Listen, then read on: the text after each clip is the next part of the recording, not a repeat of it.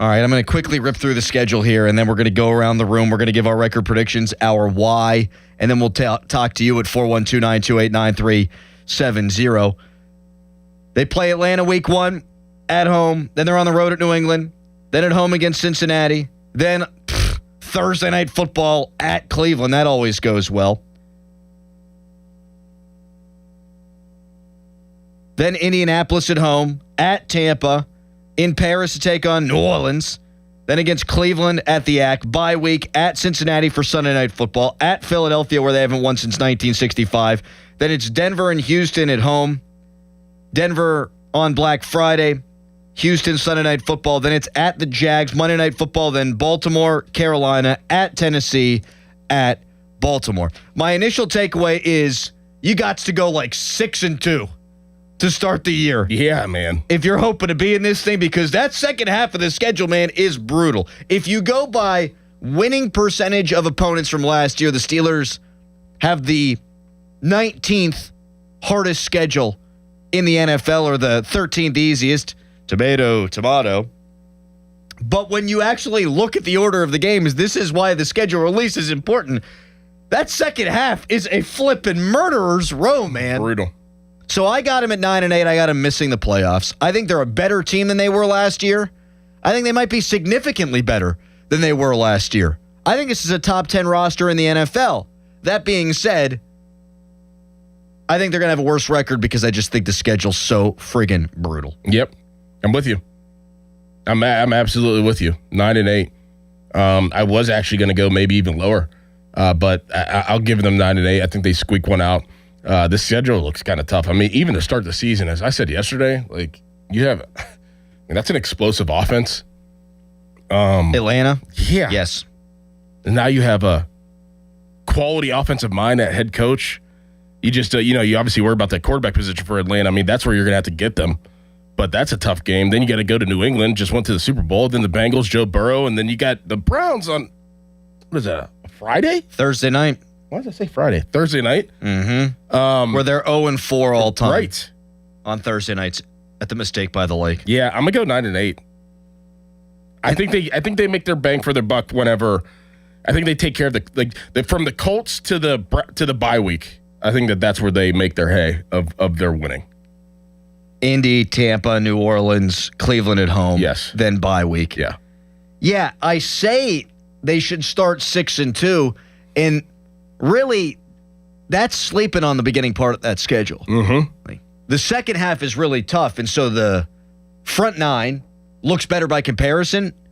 And according to last year and what happened, they're only playing one playoff team their first 9 weeks of the season. But Atlanta should be much improved. I think Kevin Stefanski's a really good coach. New England, I think they might actually take a step back. We'll still wait and see about the A.J. Brown thing, but they had the easiest run to the Super Bowl in NFL history last year, and they beat up on a lot of bad opponents. But week 2, good coach, great quarterback. You generally struggle in New England. Last year you won because they fumbled the ball and threw interceptions in the red zone a whole bunch. Cincinnati. I mean, if Joe Burrow's healthy, right, that could easily be a playoff team. Cleveland on Thursday Night Football, you might as well be playing a playoff team. Indianapolis was one of the best teams in the NFL last year before Daniel Jones got hurt, and he's going to be back and healthy. Tampa had a disappointing season, but that's not a bad football team. You're on the road. That's a tough beginning of the schedule. Yes. And I'll tell you what, we both got him at 9-8, missing the playoffs. If Mike Tomlin were the head coach, I would have the Steelers with the same exact record, but I would almost sign for it in blood. I would make the bet. I'd bet my mortgage on it. What's their total? 8.5 in Vegas. Mm-hmm. I would bet my mortgage on the over if it were Mike Tomlin. Mm-hmm. But I feel like the ceiling and the floor would be exactly the same. Like, they're not going to win more than 9 games, but they're not going to lose less than 9 games. Like, they're just a 9-win team. I am picking them to go 9-8, but they're offensively oriented now, and they have a better roster. I could see them winning more than 9. Mm-hmm.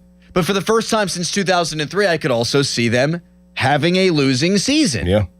Because it's not who you play, it's when you play them.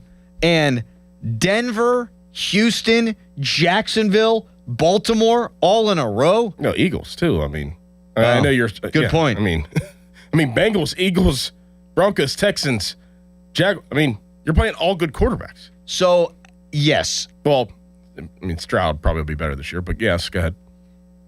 At the 650, 750, 850, 950 marks of today's show, I've broken down the schedule into 4 different chunks. I got a burning question about each team, each game. Okay. So I'll throw those out to you and out to the listening audience. They haven't won in Philadelphia since 1965, and that's a ferocious pass rush. Then you play Denver, arguably the most ferocious pass rush in the NFL. Then you play Houston, also arguably the most ferocious pass rush in the NFL. Those 3 games, if I had to make a prediction on when we might see a young quarterback, that might be it right there. That stretch. You better hope that offensive line gels by then. Yep. Max Ahanichor, good luck. Jennings Dunker, good luck. You best gel, because if not, Aaron Rodgers is going to get sacked 15 times combined in those 3 games. And he ain't a spring chicken.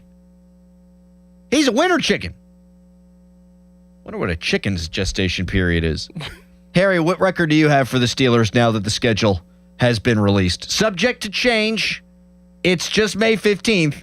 But we have to get our initial predictions on the record.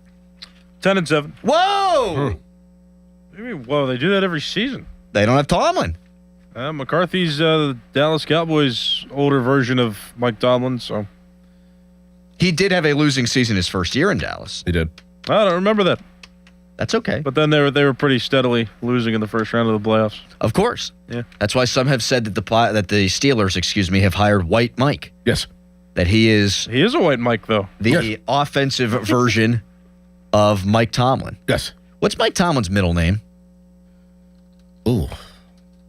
I wanted to do the thing there, the cute thing there where you Michael blah Tomlin, and I didn't know his middle name. I think I do know it. Petaway. Petaway. That's a great middle name. Huh. They should rehire him. Michael Petaway Tomlin? Huh. That's the name of a guy that doesn't lose more games than he wins. Michael Petaway Tomlin, that's badass. 412-928-9370. We got the Steelers going 9-8, and Harry's got him 10-7. What say you? What stands out to you about this schedule? 412-928-9370. It's a cruel old trick that they keep putting the Steelers in Cleveland on Thursday nights. Yeah, that is very. It's been 3 years in a row now. And they've lost 4 consecutive games there. I mean, last year was a total farce. They couldn't move the ball. And then they ran, 4 straight fade balls? Yep. Ugh. Awful.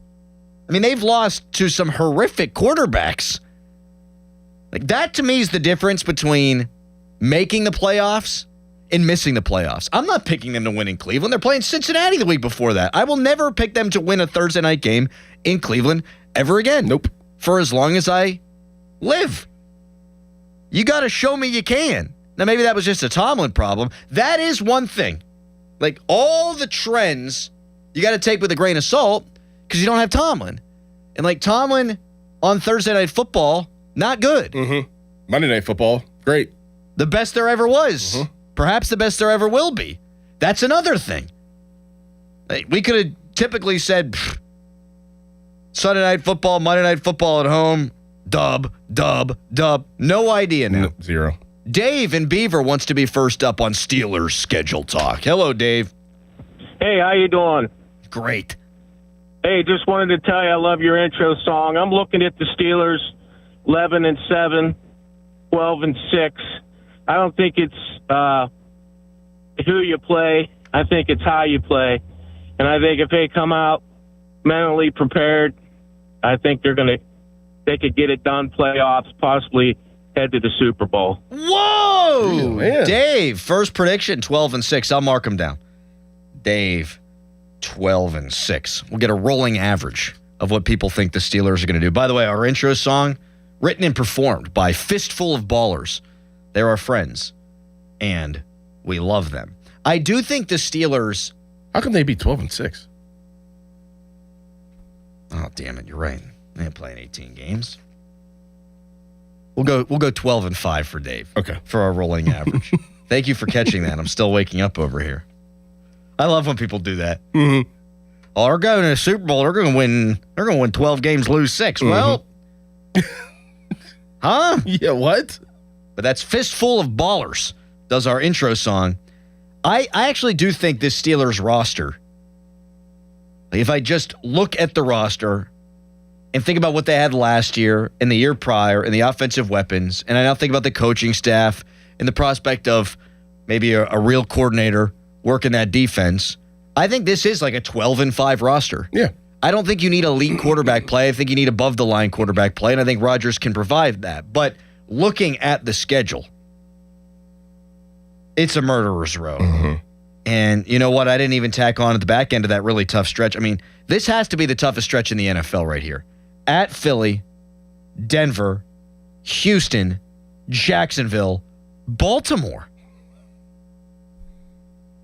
And then the Steelers have historically not been as good in the game after Baltimore. And Carolina, no pushover last year either. You got the Titans in there that is just, I mean, who knows what they're going to be this year? Different regime. Mm-hmm. Who's their offense coordinator guy from the Giants, right? Dable. Yeah. And they hired Robert Saleh as the defensive coordinator. He's the head coach. That's what I meant to say.